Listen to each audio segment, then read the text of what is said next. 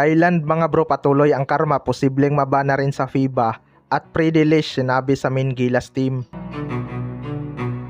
So hindi nga naging maganda para sa Thailand ang resulta ng kanilang pandadaya sa SEA Games. Sa ibang laro nakalusot sila kaya sila ang number 1 pagdating sa may pinakamaraming gold medal. Pero ang isa nga sa mga pinakamalaking target nila ay maka-gold sa 5x5 men's basketball mga bro. Simula nga noon hindi pa nakakuha ng gold medal ang Thailand sa tournament na yan. Kaya tinik advantage nila ang kanilang pagiging host country. Ginawa na nga nila lahat mapabagsak lang ang Gilas Pilipinas. Una, tinanggal nila ang naturalized player kaya hindi nakapaglaro si Justin Brownlee. Sunod naman, tinanggal nila ang mga fill-am sa lineup na malalakas. Kaya ang ending naging team C ng Gilas Pilipinas ang lumaban sa SEA Games na mayroon lamang 5 days practice. Habang sila naman ay mahigit 3 months na naghahanda. Kaya lang kumalat nga sa social media ang pandadaya ng Thailand lalo na sa crucial minutes na maraming obvious na questionable call. Lalo na kontra Indonesia at Thailand. Nakarating nga daw ito sa FIBA mga bro at iniimbestigahan na. Kapag napatunayan ito na niluluto ng mga referee, posibleng maban ang mga referee na yan at tanggalan ng lisensya. May usap-usapan na iba na rin sa FIBA ang Thailand para hindi na daw pamarisan ang kanilang ginawang kalukuhan. Kahit hindi connected sa FIBA ang SEA Games, nakakasira pa rin ito sa imahe ng basketball. Sa kabilang banda naman mga bro, pre-delish sinabi sa Main Gilas team.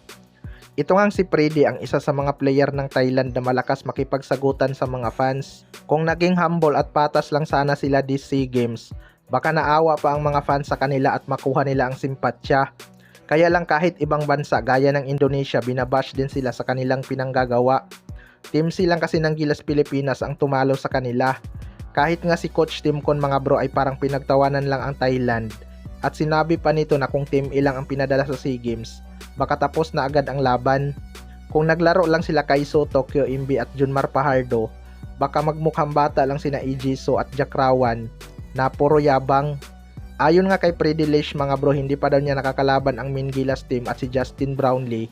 Kaya bakit daw siya matatakot dito? Well, puro lang talaga salita tong mga player ng Thailand. Sa sobrang sikat ng Gilas Pilipinas sa Asia, hindi naman malabong napapanood niya na kung gaano kagaling si Justin Brownlee at ang Gilas main team. Sa Team C nga lang ay pina-score lang siya ng 6 points kahit siya ang leading scorer ng Thailand bago ang laban nila sa Gilas Pilipinas. Mukhang hindi pa talaga nadadala tong si Predelish kahit napahiya na sa kanyang bansa. Partida may dugong American pa yan at sinasabi pang Thai Iverson. Yung Justin Brownlee nga na niyayabangan niya sobrang humble lang kahit napakalaki na ng napatunayan sa international stage.